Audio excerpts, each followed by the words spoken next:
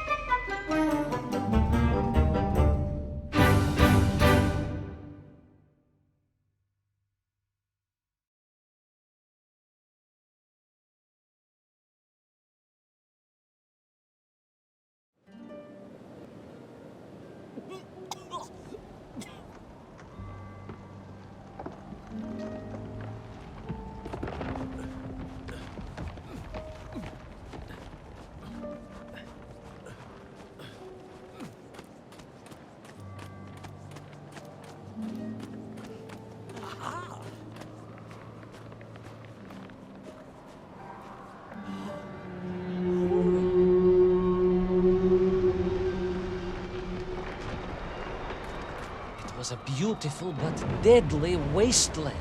Freezing cold, brutally chilly, enough to kill a man in hours. Yet here you are. Indeed, General. An impoverished childhood playing in the streets of Omsk during those bitter winters have made me hardy. I thought you said you grew up in Altai. Ah, General, the life of a poor toy maker's family. We had to move from place to place just to find work.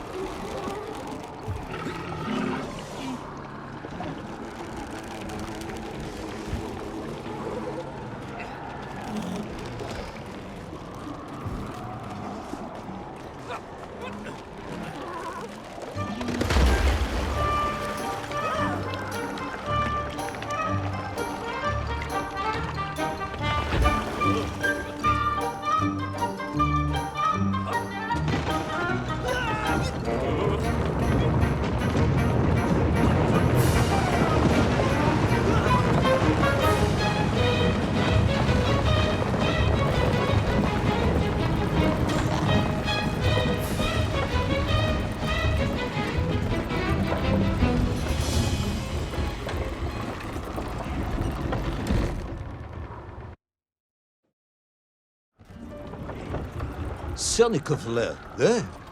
Of course, Sonikov himself reported nothing more than a bluish fog on the horizon. Your island may be nothing more than the product of overactive imaginations. General, consider this. Imagine taking a simple peasant, a pig shepherd, for example, and telling him one day humans would fly around the earth beyond the sky. He would say you were stark raving mad, Saldafon, a ridiculous Kazyol Baradati, a buffoon stuffed into a military uniform, a pridurak, a chuchela tuparile. This peasant of yours had better watch his mouth if he doesn't want to spend his holidays in Solovyetsky. Perhaps you should return to your story.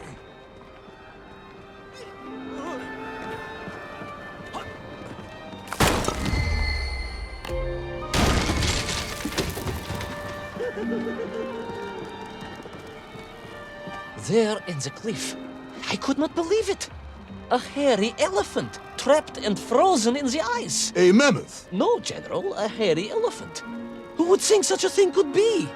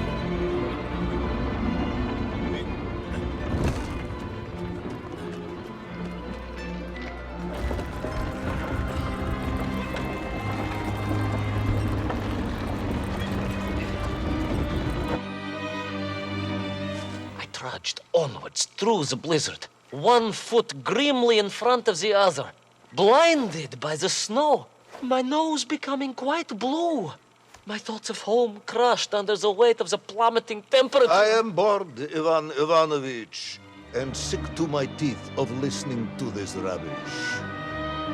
Let us speak plainly now. You will tell me where my bomb is, or I will have you shot. I am just getting to that, General. Shot! Comrade Primalo! Shot with real bullets, fired from a real gun, not some ludicrous Bultavia about lost cities and dinosaurs and Minkov and mammoth. It was a hairy elephant. No! I will not tolerate any more! Where is the bomb, Ivan Ivanovich? Where is little Orpheus? It was right there. What? It was there. At least I realized it must be. Where? There? On Sonikov land? Yes, General.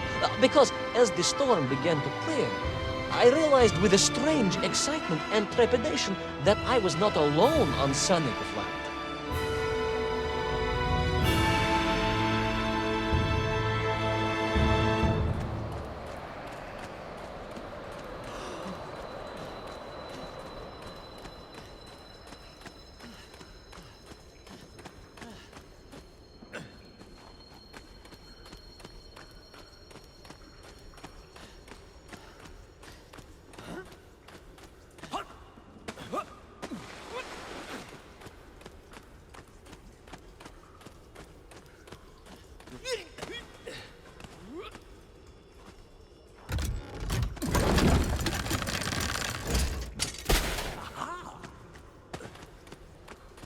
Wait.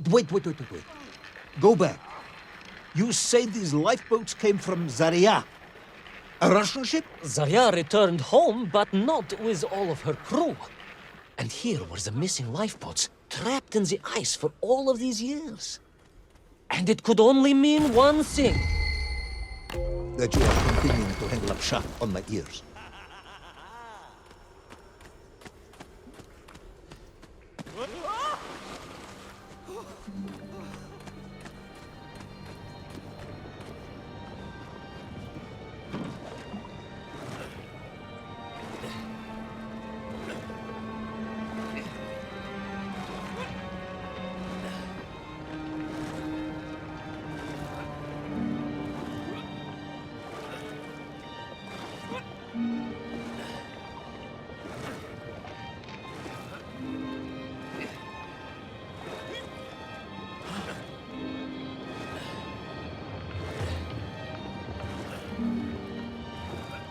Baron Edward von Toll. Of course, I remember reading about his tragic expedition at school. We were taught he had died a hero's death out on the icy wastes, searching for Sanikov land. Yet what if, in doing so, he had sailed accidentally into the interior, deep below the crust of the world? A fellow citizen of the surface. I had to try and find him.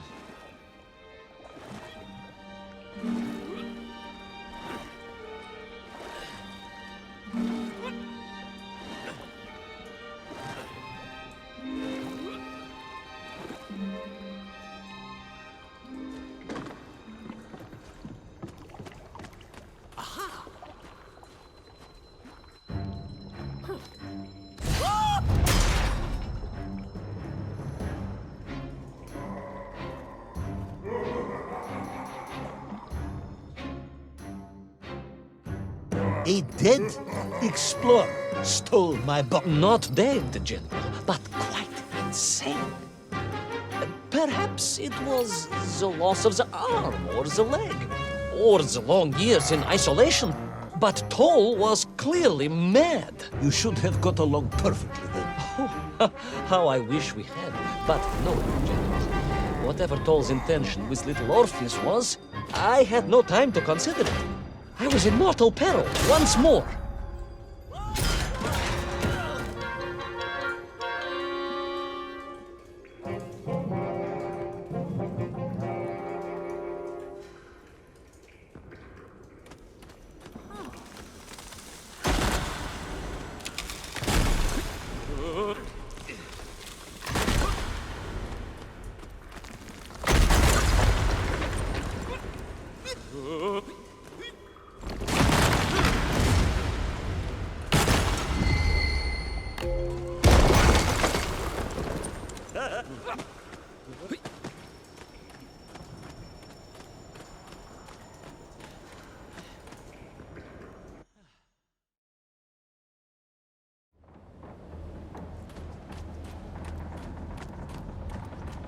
So, you believe that Toll had somehow enslaved the Mienkiv and bent them to his will? I do, General. It was obvious. Why else would they serve him? And how else could they be so different from their free comrades? These odd helmets they wore, it was the science of our times. No doubt about it. Although fused with some strange crystal technology I could not recognize. To be honest with you, it didn't seem appropriate to stop and ask them.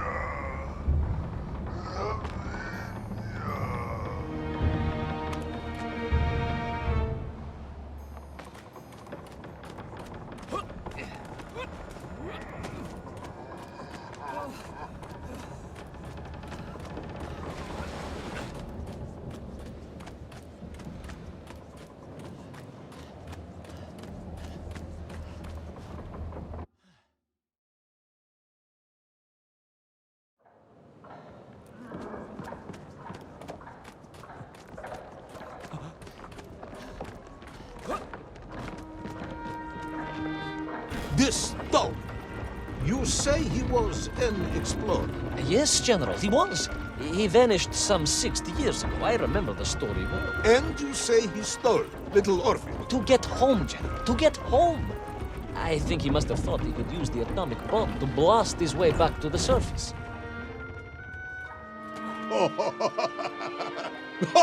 Brilliant, Ivan Ivanovich!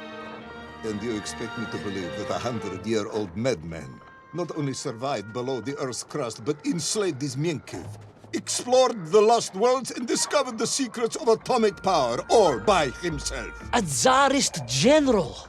An imperialist! No doubt harking back to the terrible days before the Great Revolution.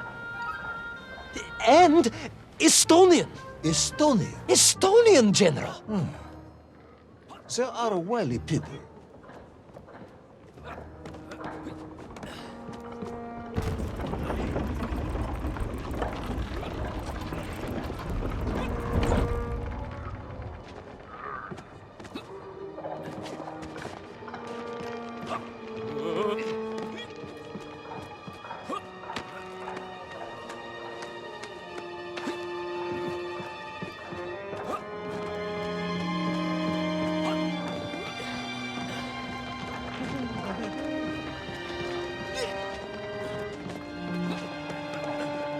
The slave mines stretched away into the distance, and I sometimes wondered if I would ever find my way out. But I never gave up, General. Of course you didn't. You are a hero, Ivan Ivanovich. No, General, no, I am no hero. I am a simple toymaker's son from Tomsk. Omsk. General? Omsk. You said Tomsk. I said Omsk. You said Tomsk. General, I think I am well aware of the city of my birth. Perhaps all the moving around as a child confused you.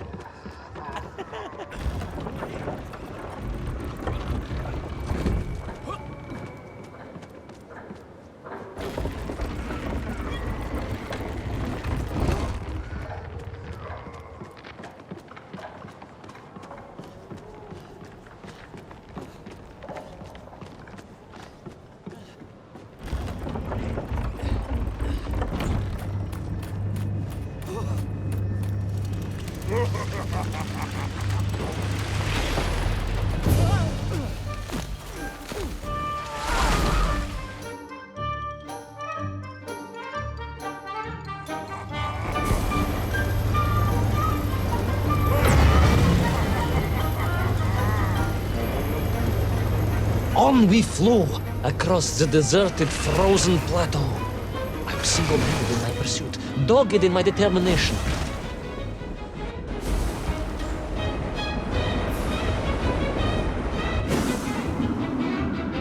I would take back little Orpheus and prevent Toll from detonating the bomb. Ah, you are as humble as ever, Tavares.